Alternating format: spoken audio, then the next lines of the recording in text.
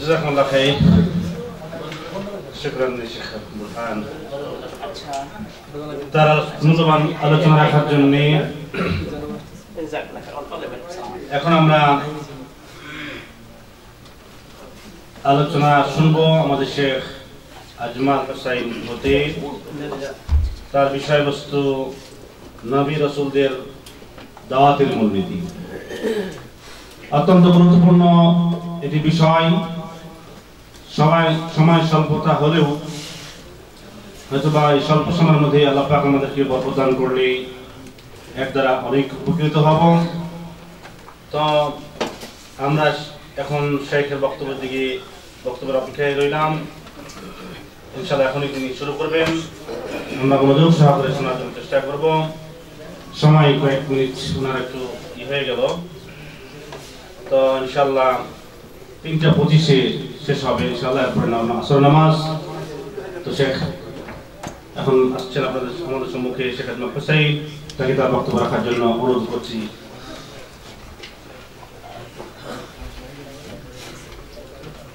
আলহামদুলিল্লাহ, ওয়াসসালাতু ওয়াসসালামু আলা রাসূলিল্লাহ ওয়া আলা আলিহি ওয়া সাহবিহি ওয়া মান বা'দ।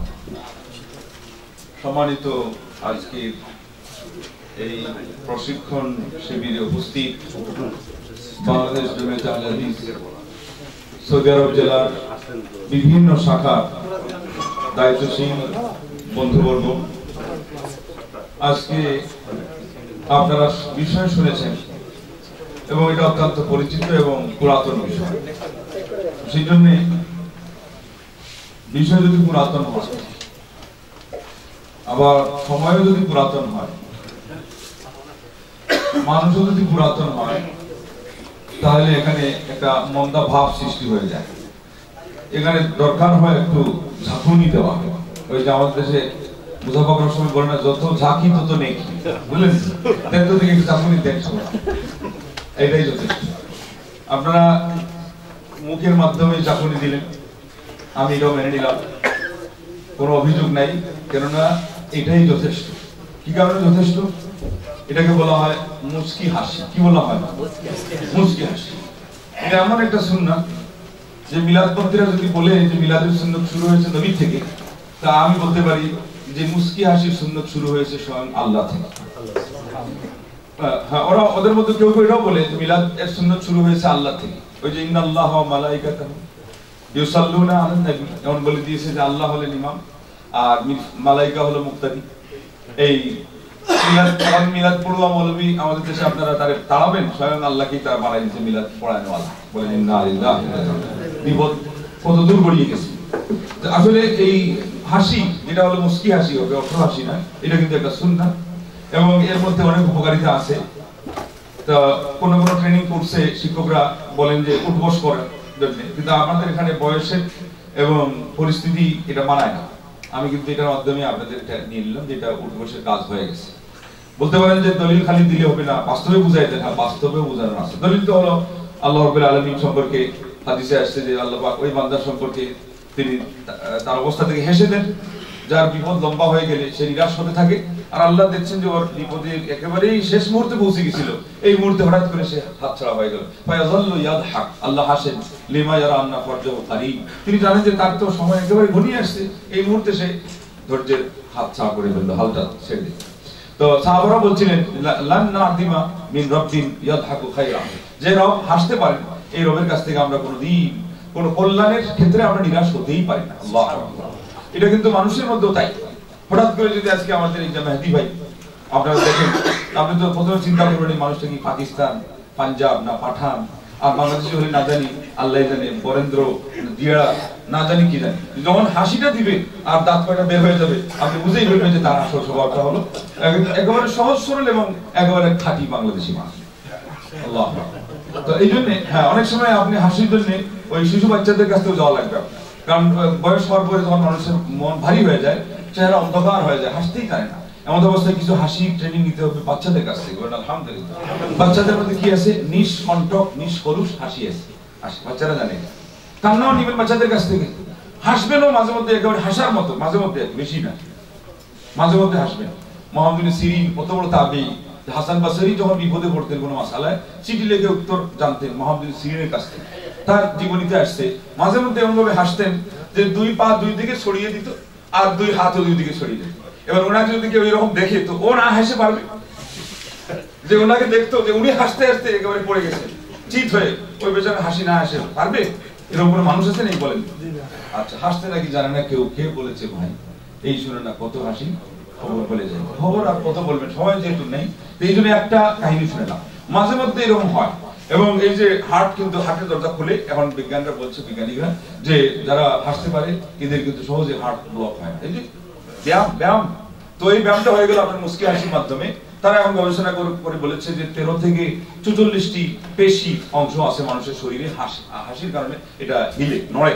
এমন অবস্থা ব্যায়াম হয়ে গেল, মানে শক্তি সঞ্চার হয়, আপনার থেকে দুশ্চিন্তা ঝরে পড়ে যায়। যার চেহারার দিকে তাকিয়ে আপনি হাসলেন তার মনে থেকে অনেক দুশ্চিন্তা কিন্তু সরে যায়। কারণ আলহামদুলিল্লাহ। এবং আসল ঘটনা হলো সেই জায়গাতেই নবী মুহাম্মদ রাসূলুল্লাহ সাল্লাল্লাহু আলাইহি ওয়াসাল্লাম বলেছিলেন যে তাবাসসুমুকা ফি ওয়াজহি আখিকা সাদাকা, তোমার ভাইয়ের চেহারার সামনে গিয়ে একটা হাসি দেওয়া এটা একটা সাদকার কাজ। আল্লাহ, আর আল্লাহ নবী বলেছেন এটা পুণ্যের কাজ, এটাকে তোমরা কেউ হালকা মনে করো না। তাই এটা কিন্তু একটা চরিত্রেরও ব্যাপার, এটা সৎ চরিত্রের ব্যাপার, এটা নম্রতার অংশ। চরিত্র সম্পর্কে, সৎ চরিত্র সম্পর্কে সংজ্ঞাতে আসছে যে সে চেহারাটা থাকবে খুব সরল সোজা আর আপনার কথাটা থাকবে খুব নরম। আলহামদুলিল্লাহ। দাওয়াতি ক্ষেত্রে কিন্তু আজকাল এটা কিন্তু দরকার, দাওয়াতি ক্ষেত্রে এটা খুবই প্রয়োজন, যেটা আমরা অনেকেই হারিয়ে ফেলছি। যে মানুষের মাঝে আপনি একটু নম্রতা ছড়াবেন, তাদের মধ্যে একটু কোমলতা ছড়াবেন, একটু সরলতা ছড়াবেন, সেখানে যাতে মাঝে মধ্যে একটা মুস্কি হাসি থাকে, এটা আপনি চেষ্টা করবেন। আপনি বলতে পারবেন এটা তো ওয়েট কমায় দিবে। এই ঘটনায় ঘটেছিল আবু দারদার সাথে তার স্ত্রী উম্মে দারদা। তিনি বললেন আপনি তো খালি কথায় কথায় হাসেন, আখশা ইউহাম্মিকাকান নাস, আমার ভয় হচ্ছে যে মানুষ আপনাকে বোকা মনে করবে, ওয়েট নেই, মানুষটার ভ্যালু নেই। বলেন নাউযুবিল্লাহ। আবু দারদা বললেন যে মা হাদাসানা রাসূলুল্লাহ সাল্লাল্লাহু আলাইহি ওয়াসাল্লাম বিহাদিসিন ইল্লা মুফতাসিমান, আল্লাহর নবী সাল্লাল্লাহু আলাইহি ওয়াসাল্লাম একটা কথাও আমাকে বলেননি আমাদের সামনে সেখানে তিনি মুস্কি হাসি না দেন। যখনই কথা বলেছেন তাই একটা মুস্কি হাসি দিয়েছে। একটা বক্তব্যের স্বভাব আছে যেখানে হাদিসে আসছে রক ফুলে যেত, চোখ লাল হয়ে যেত এবং আপনার আওয়াজ উচ্চ হয়ে যেত। ওটা হলো সাধারণত খুতবা, যেটা হলো জাতিকে মানে সামনে রেখে বড় বড় তিনি আল্লাহ নবী সাল্লাল্লাহু আলাইহি ওয়াসাল্লাম ওয়ার্নিংগুলো দিতেন, ভয়ের কথা বলতেন, বিশেষ করে সেই জায়গায়। কিন্তু স্বাভাবিক অবস্থায় যে কথাগুলো বলতেন সেখানে কিন্তু তিনি খুশালাবি থাকতেন। আলহামদুলিল্লাহ। তবে আজকে আপনাদেরকে একজন এসে বলবে যে উনি ফানি আর উনি খালি হাসায়, উনি হানিফ সংকেত মেন, উনি অমুক তমুক, এগুলো করে করে যে কমিটিতে আজকে লোকজনকে নিয়ে চলে যাচ্ছে। এটার মূল কারণ হলো যে ধর্মীয় আলোচনাতে মানুষ কিছু জিনিস আছে ওটা পায় না, তার আত্মার খোরাক পায় না, তার ন্যায্য খোরাক যখন পায় না তো মনে করে এনারা কিন্তু সমাজ থেকে একটু আলাদা, ওনারা বাস করে বোধহয় নূহ নবীর যুগে, আমরা যদি শেষ নবীর উম্মত তো ইনাদের থেকে আমাদের দূরেই থাকতে হবে। এই করে করে তাদেরকে শয়তানের দিকে ঠেলে দেওয়া হয়, শয়তানের খপ্পরে মানুষ পড়ে যায়। কথা ঠিক না বেঠিক? আমাদের নবী সাল্লাল্লাহু আলাইহি ওয়াসাল্লাম তাহলে জীবনের শুরুতে হাসতেন, আলোচনার মাঝেও হাসতেন। শেষে ঘটনা এমনও ঘটলো যে তিনি মারা যাচ্ছেন, পর্দাটা সরিয়ে তার উম্মতকে যখন দেখলেন তারা সারিবদ্ধভাবে নামাজ পড়তেছেন, ফাতাবাসসামা যাহিকান, আল্লাহর নবী সাল্লাল্লাহু আলাইহি ওয়াসাল্লাম তখন মুস্কি হাসি দিয়ে দুনিয়া থেকে বিদায় নিলেন। বলেন আল্লাহ, কত বড় কথা। সুলাইমান নবী ফাতাবাসসামা যাহিকান, সুলাইমান নবী হাসি দিলেন। কেন?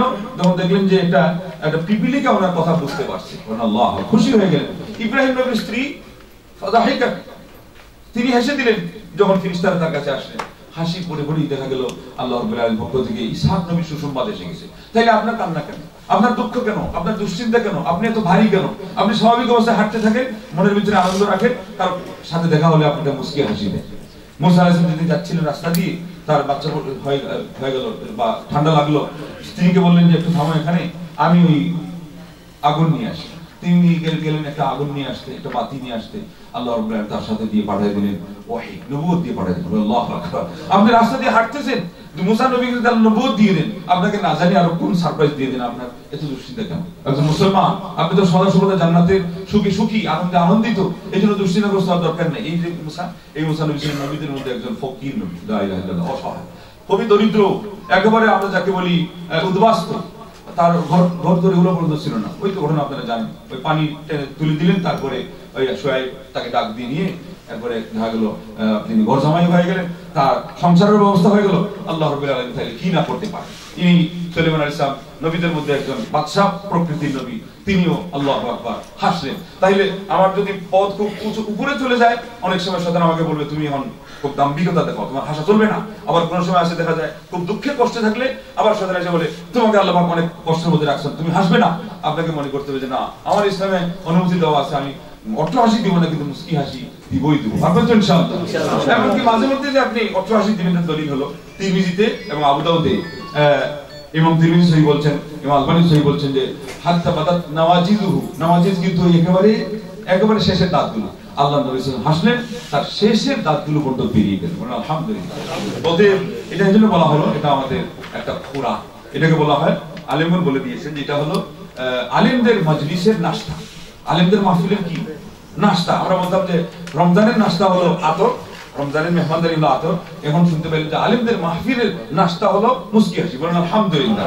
এবং আজকে আমি একটা জিনিস বলবো না, এটা বলতে চাইলাম, এটা বলি ভূমিকা শেষ করে দিব। আপনারা যে এখানে আসলেন, অনেক সময় আপনারা আসেন শুধুমাত্র ইলম শোনার জন্য, কিন্তু এটা কি কোনোদিন চিন্তা করেন যে আদবও শিখতে হবে? ইমাম মালিক রাহিমাহুল্লাহ মা তাকে পাগড়ি পরে পাঠিয়ে দিলেন শিক্ষকের কাছে, আর পাঠিয়ে দিয়ে বললেন যে তাআল্লামিল আদবা ক্বাবলা আল ইলমি, আমি তো তোমাকে পাঠাচ্ছি ইলম শেখার জন্য, কিন্তু মনে রাখো যে এর আগে একটা জিনিসের দরকার, এটা হলো আদব। এটাকে আগে শিখবা, এরপরে যা পারো ইলম নিয়ে আসবে। আল্লাহু আকবার। তাহলে এই ধরনের মাহফিলে আসলে কি হয়? কথা বলার আদব, একজনের সাথে আরেকজনের যে নিয়ম বিনিময় করা, কোনো আচরণ বিধি, একটা পেপার দিলেন, একটা কলম দিলেন, কোন হাতে দিলেন? ডান হাতে দিলেন। আবার সালাম দিলে কিভাবে সালাম দিবেন? ইমাম ইবনে হিব্বান বলছেন যে ওয়াজিবুন, ওই মানুষের জন্য, একজন মুসলমানের জন্য ওয়াজিব হলো যে ইদা আলাল মুসলিমি ইদা লাকিয়া আখাহু আন ইউসাল্লিমা আলাইহি মুবতাসিমান, কোন মুসলিম ব্যক্তি যখন তার ভাইয়ের সাথে সাক্ষাৎ করবে, তার উপরে ওয়াজিব মানে অপরিহার্য হলো সে মুস্কি হাসি দিয়ে সালামটা দিবে। সুবহানাল্লাহ। তাহলে আল্লাহ নবী সাল্লাল্লাহু আলাইহি ওয়াসাল্লাম বললেন মুসলিম হাদিসে, তোমরা জান্নাতে যেতে গেলে মুমিন হতে হবে, মুমিন হতে গেলে পরস্পর ভালোবাসা শিখতে হবে, আর ভালোবাসা এর বন্ধনের একটা মাধ্যম তিনি বললেন কি? সালাম বিনিময় করা। এখানে যদি আপনি সালাম বিনিময়ের সাথে মুস্কি হাসিটা যোগ দেন, তার ফায়দা কি হবে? অনেক ফায়দা। সব তো হলেই হলো, তারপরে আপনার ব্যবসাও চললো। চায়নারা বলছে তুমি যদি মুস্কি হাসি না জানো, তোমার দোকান খোলার দরকার নাই। বলে কেন? বলে তোমার দোকান বেশি দিন চলবে না। আর বাস্তবে তাই করেছে মিশরে, একটা আপনার ব্যবসা লয় একেবারে মুস্কি হাসি বন্ধ করার দরকার নেই, তাদের এক সপ্তাহের ভিতরে 60% তাদের লাভের ডাউন হয়ে গেছে। তারা বলছে যে ঘটনা কি? বলে আমরা যে বেতন বাড়ানোর কথা বলছিলাম আপনারা শুনেন নাই, তখন আমরা কাস্টমারদের সাথে মুস্কি হাসি বয়কট করছি। আপনারা যদি বয়কট শুনেছেন যে মানুষ এইটার করে ওইটার করে, খাবো না, না খেয়ে মরে যাবো, এটা কি? ওরা বলছে যে মুস্কি হাসি বন্ধ করে দিলাম, দেখো তোমার কত বিক্রি হয়। শেষ মধ্যে 60% ডাউন হয়ে গেছে। এখন মিশরে কয়েক লক্ষ ডলার খরচ করে তারা ট্রেনিং দেয় মুস্কি হাসি, মানে হ্যাঁ এটা ঘটনা, বাস্তব ঘটনা। তারা এখন অফিসারদেরকে ট্রেনিং দেয় যে আপনার কাছে যারা সাক্ষাৎ করতে আসবে তাদের সাথে আপনি কিভাবে মুস্কি হাসি জানবেন। এটারও কিন্তু ধরন আছে।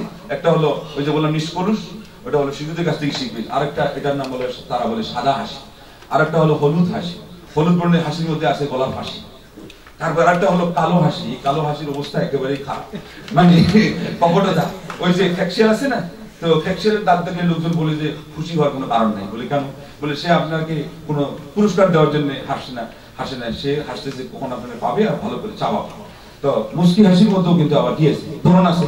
আপনাকে শিখতে হবে অন্তরকে কলুষ মুক্ত করা, এর মাধ্যমে যে হাসিটা আসে, যেটা দেখলে মানুষ বুঝতে পারে যে মানুষটা খুব সহজ সরল, এই মানুষটা আমার প্রতি সদা। এগুলো কেন আমরা শিখবো বা কেন আমরা প্রয়োগ করবো? বিশেষ করে আমরা এখানে যারা ট্রেনিং দিতে আসছি, সেটা দাওয়াতি প্রসঙ্গে আমরা এখানে বসেছি, এবং এই ক্ষেত্রেই আমাদের এটা বেশি দরকার। যদি দুনিয়ার মানুষ ব্যবসা লয় এটা লাগায়, তো আমাদের দাওয়াতি ক্ষেত্রে আরো বেশি প্রয়োজন আছে। তারপরে আমার বিষয় হলো সেই সাথে আবার হাসির সাথে কান্না। হাসবে না বাচ্চাদের মতো, কাঁদবে না বাচ্চাদের মতো। হাসি আর কান্না কিন্তু পাশাপাশি, ঠিক আছে না? কোন বিপদ যদি পড়ে যায়, আল্লাহ তুজালু বিল ইফতিহা, জ্ঞানীরা বলেছেন যে কঠিন বিপদ খুব বেশি কান্নাকাটি করার মাধ্যমে দূর করা যায়। বাচ্চারা হাসে কিভাবে? আপনাদের চেয়ে ভালো করে হাসে। ওরা কান্দেও কিভাবে? আমাদের চেয়ে মনোযোগ দিয়ে কান্দে। আমরা কিন্তু কান্না করার সময় মনোযোগ দিয়ে কান্দতে পারি না। আল্লাহ দিলে দিয়ে তো, না দিলে না, এটা হয় না। হাদিসে আসছে দিলে তো, না দিলে না, এটা কাজই হবে, কোনো শক্তি। আল্লাহকে বলতে হবে আল্লাহ আমি তো একেবারেই না, একেবারে অসহায়, অপরাধী যাকে বলে, আর গরিব তো গরিবই, আর তোমার কাছে কোন জিনিসের অভাব আছে, তো আমাদের দিয়ে দাও। দরকার হলে দরজা লক করবেন, লক করে ওই যে বাচ্চাদেরকে দেখবেন ওরা বেশি সমস্যায় পড়ে যেমন হাউমাউ করে কাঁদে, এইরকম আল্লাহর কাছে হাউমাউ করে কাঁদে, পারবেন তো ইনশাআল্লাহ? দুই দিক থেকে লাভ আছে, একটা হলো মকসুদ হাসিল হবে আর একটা হলো শরীরে ব্যায়াম হবে। ইমাম ইবনে কাইয়িম রাহিমাহুল্লাহ জন্য বলছেন শিশু বাচ্চারা বেশি কাঁদলে আমাদের সমাজে দেখছেন মারা খালি থামাইতে চায়, দুলনাতে দুল খাওয়ায়, উনি বলছেন বন্ধ করে দাও, ওকে কাঁদতে দাও, এটা হলো শরীরের ব্যায়াম। সুবহানাল্লাহ, অঙ্গ প্রত্যঙ্গ নড়ছে, রাগারাগি বেশি করবেন না। বুখারীতে 3 বার মানা আসছে রাগ করো না, রাগ করো না, রাগ করো না। এখন বিজ্ঞান এসে বলছে রাগের কারণে হায়াত কমে যায়, বলছে যারা মুস্কি হাসি জানে এদের আয়ু 13 বছর বাড়ে, আর যারা রাগ করে এক একবার রাগ করার কারণে এক এক দিন আয়ু কমে যায়। আমাদের ইসলামে ওই আয়ু এটা আমরা অত মানে ফিক্স করে বলতে পারি না, এর অনুমতি নাই, কিন্তু যদি কারণের সাথে কারণ থাকে, যেমন হাদিসে আসছে রক্তের সম্পর্ক বজায় রাখলে কি হয়, আয়ুও বাড়ে এবং আপনার রিজিকের বরকত হয়। এটা যদি এমন হয় যে আল্লাহ বলে লিখে থাকেন যে সে এত বড় একটা ভালো কাজ, নেকের কাজকে তুচ্ছ মনে না করে নবীর সুন্নাত অনুযায়ী যদি মুস্কি হাসির অভ্যাস করে আমি আল্লাহ তার হায়াত বাড়াবো, তাহলে হতে পারে। কিন্তু 7 কি 13 এটা আমরা বলতে পারি না, এটা অনুভূতি ইসলামে নেই। কিন্তু এটা বোঝা গেল যে এটা একটা বাস্তবতা আছে। দেখছেন অবস্থা, একটা ভিডিও ক্লিপে দেখবেন আফগানিস্তান ও পাকিস্তানের 2 বুড়ার ছবি দেওয়া আছে, দুইজনই বুড়া, কিন্তু ভালো করে লক্ষ্য করে দেখবেন যার মাথায় পাগড়ি আছে খুব সম্ভব উনি বাপ, একজন 90 একজন 70। কিন্তু আমি খেয়াল করে দেখেছি যাকে আমরা বাপ বুঝতে পারি ওনার মুস্কি হাসিটা হলো অপেক্ষাকৃত আরো বেশি খোলামেলা। বলেন সুবহানাল্লাহ। বাস্তবতা, যে ব্যক্তি যত বেশি খোলামেলা করতে পারছে তার শরীর স্বাস্থ্য আরো ভালো থাকছে। পারবেন তো ইনশাআল্লাহ? কার সাথে, কিভাবে, কোন নিয়তে? এটা নেকির কাজ এবং এটা একটা আপনার নিজের জন্য উপকারিতা বয়ে নিয়ে আসার কাজ, অন্যের জন্য উপকারিতা বয়ে নিয়ে আসার। আর সবচেয়ে বড় কথা হলো যার সামনে আপনি কথা বলবেন, আপনি তো দাওয়াতি টার্গেট এখানে করছেন না, তার মনের দরজা খুলে দেওয়ার কাজ। একটা মুস্কি হাসি আপনাকে কিন্তু তার স্মৃতির আয়নায় 1 বছর পর্যন্ত ধারণ করে রাখতে পারে। হতে পারে আপনি কয়েক লক্ষ টাকা দিয়ে আপনি সেটা করতে পারবেন না।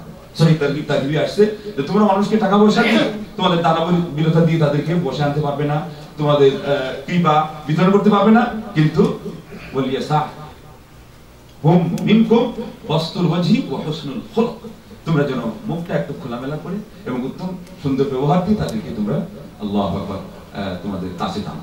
তবে এটা আমাদের একটা ভূমিকা ছিল। সেই সাথে কান্নার কথা বলতে গিয়ে বলছিলাম, আজকে আমরা এখানে যে আসি, আমাদের আজকে দাওয়াতি অঙ্গনে মুস্কি হাসি তো শেষ, মানে মানুষের সাথে যে নম্রতা সেটা তো শেষ। এখন হলো কিলঘুষির একটা প্রসঙ্গ চলছে। ওই যে একজন ভাই প্রশ্ন করেছিলেন যে আলোচনা সম্পর্কে, এই জায়গাতে আমাদের বেশি দরকার হলো এই কারণেই যে আমরা আমাদের বাস্তবতাও দেখছি। ওরা মুস্কি হাসি ট্রেনিং দিয়ে কি করছে, পার্বত্য চট্টগ্রামে এই পর্যন্ত 2 মিলিয়ন নতুন খ্রিস্টান বানিয়ে ফেলেছে, যেখানে এক পর্যায়ে খ্রিস্টানের নামগন্ধও ছিল না।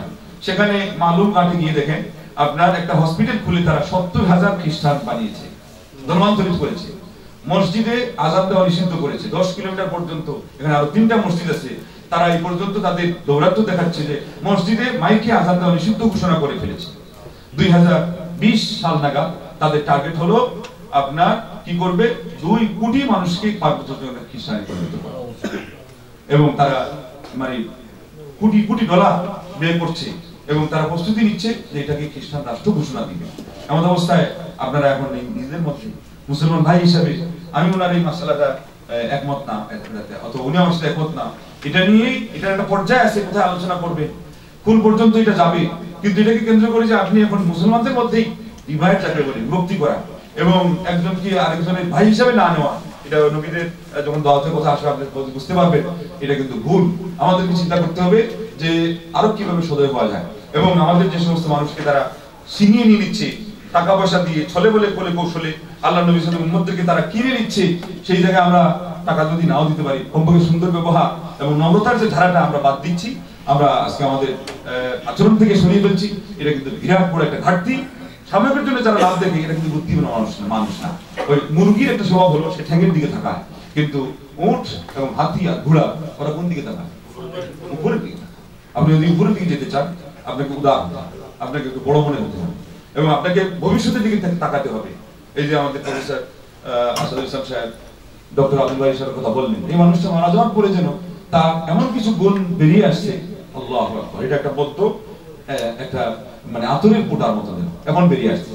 অথচ উচিত ছিল সেগুলোকে তখন কাজে লাগানো এবং সেগুলোকে ফলো করা, তার ফলোয়ার এমন ভাবে মানে বিভিন্ন জায়গায় ছড়িয়ে যাওয়া, যার ফলে আজকে এই সমস্ত এই যে উৎপাত করে যায় এবং প্রাদুর্ভাব নিয়ে যারা আজকে হঠাৎ করে উঠে পড়ে লেগেছে, আদাজলকে মনে হয় যে মানে এখনই আপনাকে নতুন করে মুসলমান বানাবে, অথবা এক্ষুনি ধাক্কা দিয়ে আপনাকে হয় জান্নাতে পাঠাবে আর না হলে বেটা না গেলে জাহান্নাম, ঈদের আর সুযোগ হইতো না। তো যাই হোক, এখন কিন্তু আমাদের আলহামদুলিল্লাহ চতুর্দিক থেকে একটা পরিবেশ তৈরি হয়েছে, এমন কিন্তু সাম্য, মৈত্রী এবং ভালোবাসা এবং মানুষের মধ্যে নম্রতার যে বার্তা, এটা বইয়ে দেওয়ার পরিবেশ আলহামদুলিল্লাহ আগেও ছিল, আমরা হতে পাই নাই। এখন কিন্তু আলহামদুলিল্লাহ আপনাদের সামনে এই ভূমিটা উর্বর, অশৃঙ্খলা ওইটা হারাবেন, কারো কোনো ভুল পদ্ধতিতে আপনি কোনোদিন সেরে নিবেন না।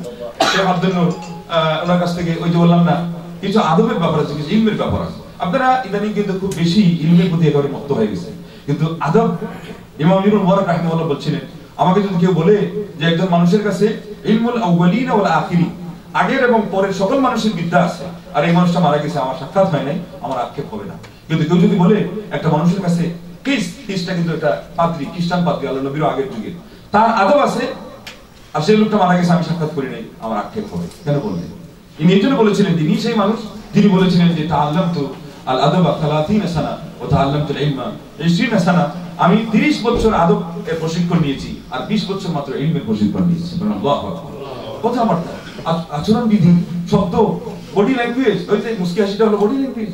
যেই বক্তা স্টেজে উঠা পরেই সব সময় খালি দেখা যাবে যে মানে আক্রমণমূলক কথা, এর অর্থ হলো ওনার বডি ল্যাঙ্গুয়েজটাই অগ্রহণযোগ্য, চলবে না। কিন্তু আজকে আপনারা সোশ্যাল মিডিয়াতে এটাকে একেবারে ফেমাস করে তুলে ধরেছেন, বড় ফেভারিট করে তুলে ধরেছেন। সে একবার বলেছিলেন যে এই সমস্ত ওয়াজ শুনলে তো আমার মনে হয় আমাদের ছেলেরা শব্দ হারিয়ে ফেলবে। বাস্তবে আজকে আপনারা শব্দ হারিয়ে ফেলছেন।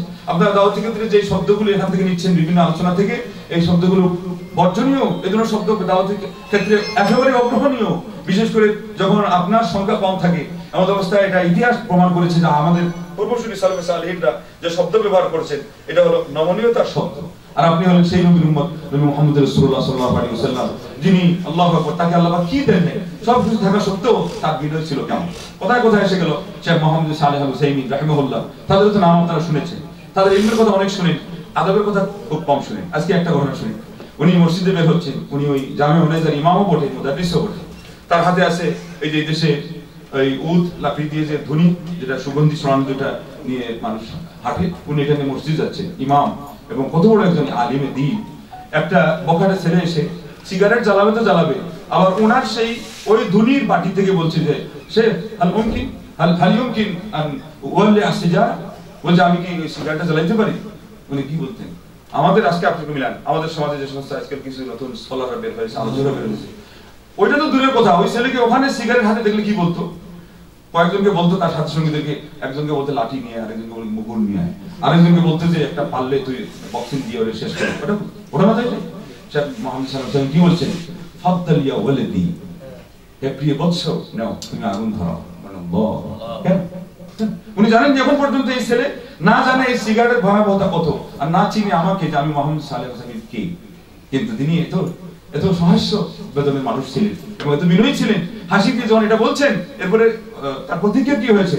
বলছে যে তার জীবনের শেষ মুহূর্ত পর্যন্ত সে ওনার একটা ক্লাস পর্যন্ত ছাড়ে নাই, তার একেবারে শিষ্য, তার ভক্ত, তার বিশেষ ছাত্র হয়েছে, আলিমের দ্বীন হয়ে গেছে, যেমন তাকেই হয়েছে।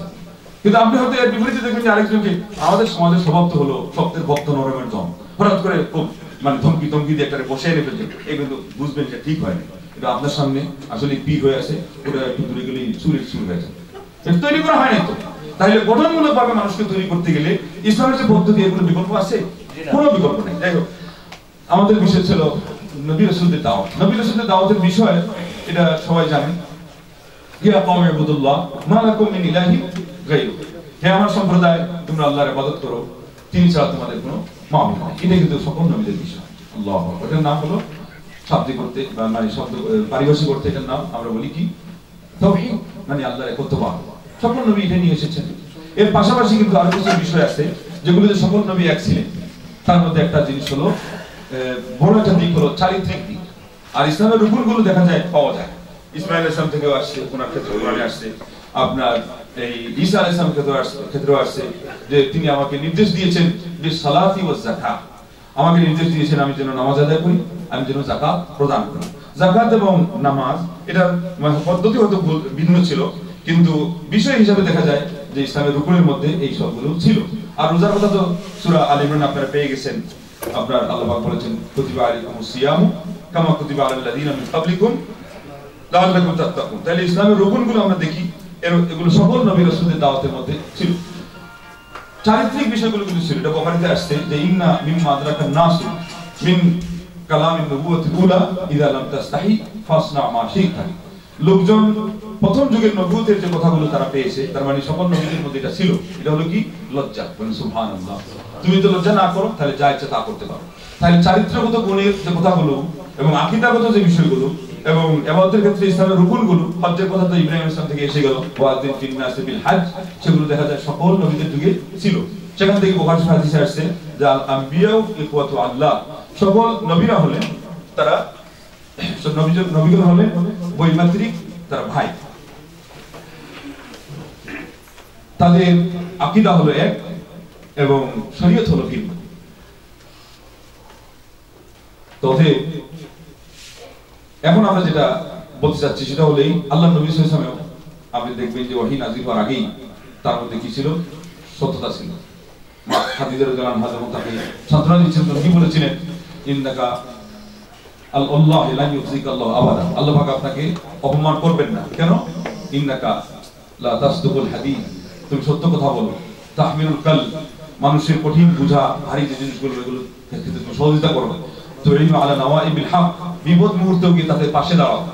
তুকরিদ দাইফ, মেহমানকে তুমি সম্মান করো। আল্লাহু আকবার। তাহলে এই যে কয়েকটা বৈশিষ্ট্য, চারিত্রিক গুণাবলী, এগুলো আগেই ছিল। তবে চারিত্রিক গুণাবলীর মধ্যে সততা, আমানতদারিতা, লজ্জাশীলতা, এগুলো চারিত্রিক বিষয়। এগুলোকে আলেমগণ বলেন যে মানবিক গুণাবলী। সেগুলো ইসলামের শরীয়তের আগেই মানুষের মধ্যে থাকে। আল্লাহু আকবার। ছিল আর থাকাও উচিত। এই জন্য প্রায় সময় দেখা যাবে এই যে ব্যবহার বিধিতে লঙ্ঘন করা, যেটা এটাকে আপনি শুধু এটা বলবেন না যে ইসলামের লঙ্ঘন, এটা হলো দাওয়াতের লঙ্ঘন, মানবিক গুণাবলীর লঙ্ঘন। বলেন নাউযুবিল্লাহ। ইসলামিক অঙ্গনে, দাওয়াতি অঙ্গনে কোনোদিন আপনারা এটা গ্রহণ করবেন যে অমানবিক কোনো আচরণ কেউ নিয়ে আসো? মানুষের সাথে কোনো অমানবিক আচরণ করে এটা কি গ্রহণযোগ্য? অমানবিকের মধ্যে একটা জিনিস যে অকারণে, যে কোনো কারণে মানুষের সামনে গিয়ে আপনি হুমকি থুমকি, তারপরে আপনি একেবারে ভ্রু কুঞ্চিত করে আর সবসময় খালি মানে এমন অবস্থা প্রদর্শন করবেন যে আমি পাগল হয়ে গেছি। ওই যে আরেকজনের কথা শুনলেন, গিয়াসউদ্দিন, গিয়াসউদ্দিন কি নাম, কি ঘটনা ঘটেছে জানেন? সে দেখছে যে না, এই বাংলার জমিনে আমার ফিল্ড তৈরি করতে গেলে আর কিচ্ছু লাগবে না, কোনো পুঁজি তো নাই। করছে কি, ওয়াজ করতে করতে করতে করতে নাকি একেবারে শুরু করে দিয়ে সবকিছু থাপ্পড় তুপ্পড় কি ঘুষি দিয়ে নিজেরই নিজে জামা কাপড় খুলে দেয়, লোকজন ওদিকে কিনে মানুষের সাথে বেহুশ হয়ে গেছে।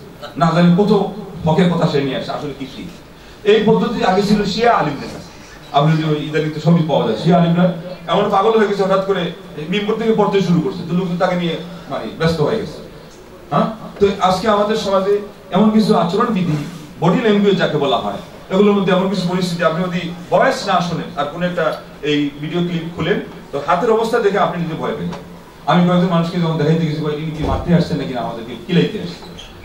ইসলামী পদ্ধতিতে, ইসলামী দাওয়াতি অঙ্গনে আজকে এমন কিছু মানে নিয়ম শৃঙ্খলা লঙ্ঘন ঘটে গেছে যেগুলো না বললেই নয়, এবং এগুলোর কারণে কিন্তু আপনি উপস্থিত সামগ্রিক কিছু লাভ দেখছেন, ক্ষতি কিন্তু অনেক বেশি হয়ে যাচ্ছে। সকল নবী রাসূলদের যে পদ্ধতি, দাওয়াতি পদ্ধতি, বিষয়টা ছিল তাওহীদ এবং ইসলামের রুকুন, আর হলো চারিত্রিক বৈশিষ্ট্য। আর আরো কিছু বিষয় আছে সামান্য পদ্ধতিগত, সেটা হলো এই যে আল্লাহ রাব্বুল আলামিন কোরআনুল কারীমের মধ্যে সিন এঁকে দিয়েছেন। মহান রব্বুল আলামিন সেগুলো এঁকে দিতে গিয়ে আমাদেরকে কি শিখিয়েছেন, যে নবী যখন বাপ হবেন তখন তিনি ছেলেকে কি দিয়ে ডাক দিবেন? মানুষ সাধারণ ডাক দেয় ইয়া ইবনি, হে আমার ছেলে, কিন্তু আল্লাহ নবী লুকমান আলাইহিস সালাম তার ছেলেকে কিভাবে ডাক দিয়েছেন? ইয়া বুনাইয়া। এটা কারণ আবার নূহ আলাইহিস সালাম ছেলেকে ডাক দিয়েছেন কি বলে? ইয়া বুনাইয়া।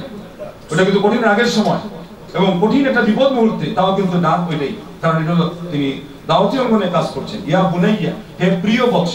আল্লাহু আকবার। ইব্রাহিম সাল্লাল্লাহু তার বাবাকে যখন বলছিলেন, চার বার সম্বোধন করতে যাচ্ছেন, খালি কি বলছেন? ইয়া আবাতি। এমনি ডাকতে গেলে হবে ইয়া আবি অথবা ইয়া ওয়ালিদি, হে আমার পিতা, কিন্তু তিনি কি বলছেন? ইয়া আবাতি, আমার প্রাণ প্রিয় পিতা। আল্লাহু আকবার। প্রাণ প্রিয় পিতা, এই যে সুন্দর এবং নম্রতার যে শব্দগুলো, এগুলো কিন্তু শিক্ষা কে দিয়েছে? ইসলাম দিয়েছে। কোথায় আছে মহাগ্রন্থ আল কোরআন কারীমের মধ্যে এর পদ্ধতি, এবং আছে কোথায় আল্লাহ রাব্বুল আলামিনের নবী মুহাম্মদ রাসূলুল্লাহ সাল্লাল্লাহু আলাইহি ওয়াসাল্লাম চরিত্রের মধ্যে, এবং আছে কোথায় সালাফে সালিহিনদের আচরণের মধ্যে। এইভাবে করে সুলাইমান আলাইহিস সালাম যখন তার সেই প্রভাব সামনে রেখে বিলকিসকে আহ্বান করতে গেলেন, চিঠি লিখতে গিয়ে কি লিখলেন? বিলকিস নিজেই বলছে ইন্নাহু মিন সুলাইমান। এটা চিঠি লেখার নিয়ম হলো, আপনি লিখবেন অমুকের পক্ষ থেকে।